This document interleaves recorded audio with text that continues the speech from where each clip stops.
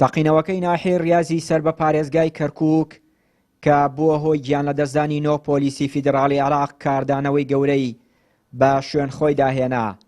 سەرۆکۆزەکانی شارەکە ئیدانەی تەقینەوەکە دەکەن و لەسەر ڕاستسپاردەی سەرۆک وەزیرانی عێراقیش بۆ بەدواداچوونی ڕووداوەکە وەفدێکی باڵای سەربازی بە سەرۆکاتی فەریقی یەکەم عەبدولئەمیر یاڕەڵا سوپاس سالاری عێراق گەیشتە کەرکووک.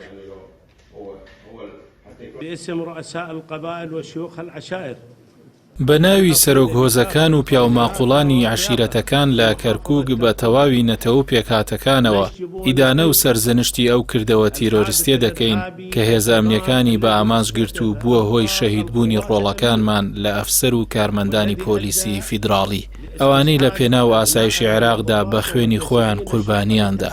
هەر لێرەشەوە تەواوی پشتیوانی خۆمان بۆ هێزەکانی پاراستنی ئاسایش دووپات دەکەینەوە، ئەمەش لە پێناو پارێزگاری لە خاک و گەلی عێراق. ونعلن دعمنا الكامل لقواتنا الأمنية البطلة. ئێمە وەک کەرکووک هەموو کاتێ ئێمە ئەلانمان کردووە، هەر هەمومان ئێمە برای یەکین و کەسی یەکین. عێراقیش عێراقی هەمووانە. زۆر ئیدانەی ئەم کارە تیرۆریستی ئەکەین کەوا ئەو ڕۆژە 4 کەسیان سەر بڕین لە ڕێی کەرکووک سلێمانی لە چیمەن، دوێنێنە پێرش لە حەویجە. ئەمانە دیارە پێیان گرانە کەوا ژیانی ئێمە ئاوە پێکەوە ئەژێین، چکە هەموو کاتێک هەموومان قبولمان کردووە کە هەموو نێتەوەکان ئێمە کە عێراقمان بە خۆمان داناوە خزمەتی عێراق بکەین، خزمەتی نێتەوەکانمان بکەین، خزمەتی کەس و کارەکانمان بکەین. فراوانی و بەربەڕڵایی ناوچەکانی باشووری کەرکووک و نەشارەزایی هێزامیەکانی جێگیر کراو لەو ناوچەیە بە جوگرافیا و پێکهاتەی ناوچەکە و نەبوونی هێزی هاوبەشی کەرکووک بۆ پڕکردنەوەی بۆشایی ئەمنی بە هۆکاری سەرەکی پشت ئەو پێشهاتە ئەمنیانەوە دادەنرێت.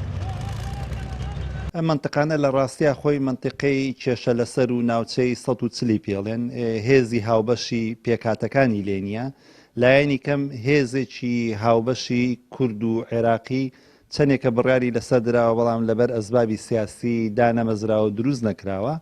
یەکێک لە هۆکارەکانەوەیە کە بۆشایی ئەمنی دروست بووە و پلانێکی ئەمنی، پلانێکی ئیستراتیجی لە ئاست ئەو بوون و تەواجدەی داعش لە منتقانە نییە، بۆیە بینی ناوە بە ناوە ئەو فرسەتا قۆزنەوە بە تایبەت زیاتر لە ئەو ناوچانە ڕوەدا کە لە بینی ناوچەی کوردستان و لە بینی ناوچەی عێراقیەکانە، یعنی واتە لە بینی هێزە عێراقی و هێزە کوردیەکانە بۆشایی هەیە. هەرچەندە دوو لیوای هاوبەشی پێشمەرگە و سوپای عێراق بۆ پڕکردنەوەی بۆشایی ئەمنی نێوان پێشمەرگە و هێزە عێراقیەکان دروست کراوە، بەڵام بە هۆی نەبوونی موچە و بودجە تا ئێستا دەست بەکار نەبوون. هەر بۆیە گروپەکانی داعش ئەو بۆشاییانە دەقۆزنەوە و ناوە لێرە و لەوێ چالاکیەکانیان بە شێوەی گروپ ئەنجام دەدەن و زیان بە هێزە عێراقیەکان دەگەیەنن. چیانوری کەناڵی پەیام، کەرکووک.